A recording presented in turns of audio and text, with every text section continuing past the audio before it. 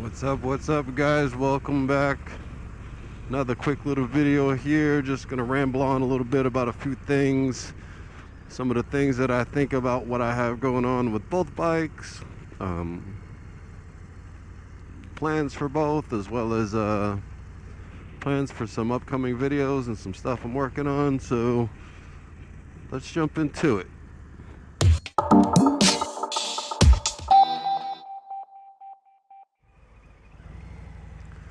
Okay, so first things first, as you can see, I'm on the 22 Street Bob again, trying to get the break-in miles so I can take it in for its first oil change. We're almost there. I'm about at 930 miles right now, so I would say by tomorrow or so I'll be at that 1,000-mile mark to get that first oil change done. If you guys haven't seen my videos in the past week or so, I put the Lepera kickflip seat on. I've put Harley's crash bar on. I've also put some Screaming Eagle spark plug wires on, and the Arlen Ness, I think it's knurled grips, the ones that have the different colors on the ends. So I've got that on as well too. So much better over stock, and you know, likewise with the seat. I'll tell you what, I can't wait to put a windshield on here. I do a lot of highway riding, predominantly highway here in South Florida, and I can tell you, when I'm up there at speeds that I prefer traveling at, I feel like a flying squirrel on this thing. It's just wide open. Actually was even considering doing a tank lift at some point, but I want to see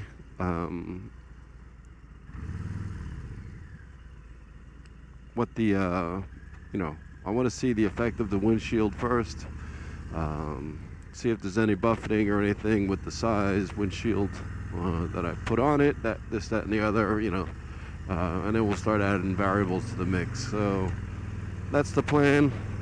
I do have some other things coming, but with the holiday season, right around the corner, most of the big stuff will happen after that.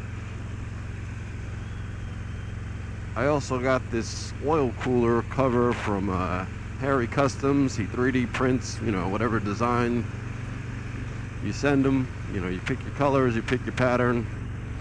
Very, very reasonable. By the next day, he had the mock-up and it was shipped out to me.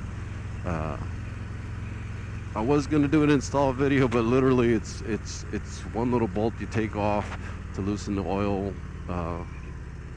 cooler cover, and you slide it behind it and you close it up. So try to find a good place to pull over to show you guys all this stuff.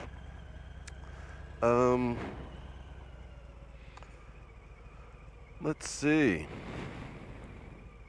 So going back to the Road King, if you haven't seen my other video, a while back, my bike was Christmas treeing.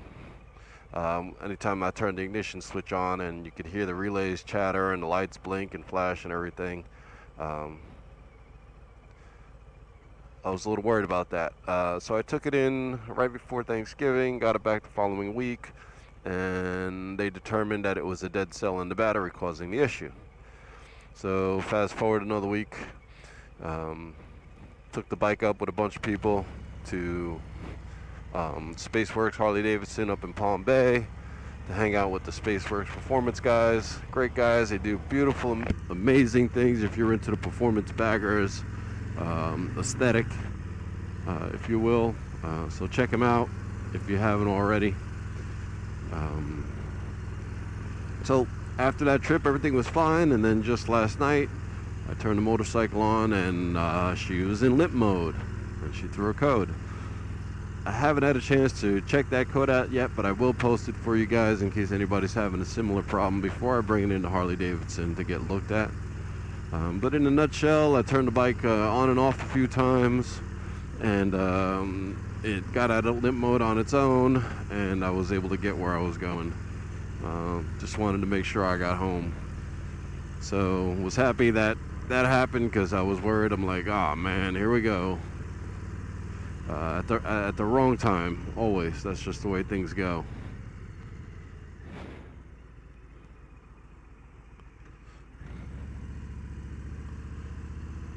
So I'll be bringing it back in one day this week. Let them have at it. Hopefully it's nothing big. Hopefully it was just a fluke of some sort or whatever. The guys at Alligator Alley always take pretty good care of me, so I'm not worried so much about that part because warranty. But I have added a few goodies onto the Road King as well.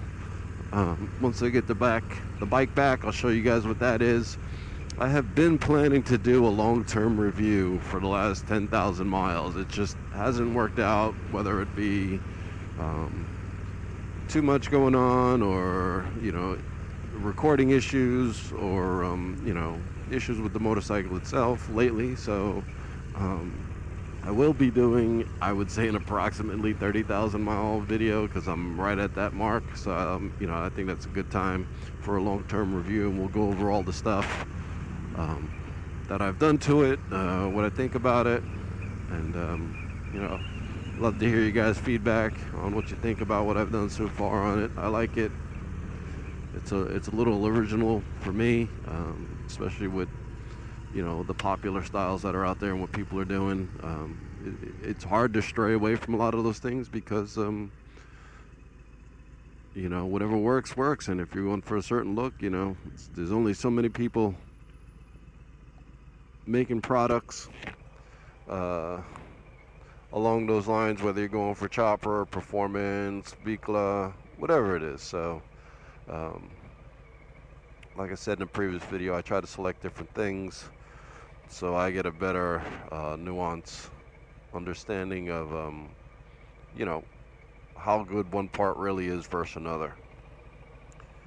And hopefully you guys benefit that, and that helps you guys make better decisions in what you're going to purchase for your motorcycle as well. So look out for that. I would say in about a week or so I'll be working on that, depending on how long it takes to get back to Road King.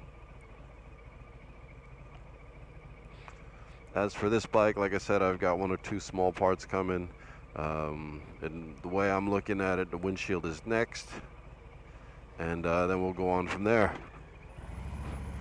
Now, if I can find a good spot to pull over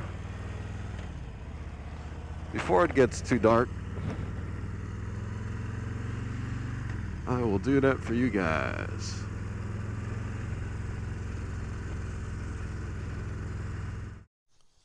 Okay, so I pulled over real quick just to show you what we have got going on. This is the crash bar I was talking about. This is the grill that I got custom made from Harry Customs. You can see the honeycomb, the little Diablo logo. So I think that looks cool. It's kind of discreet, but it's still there.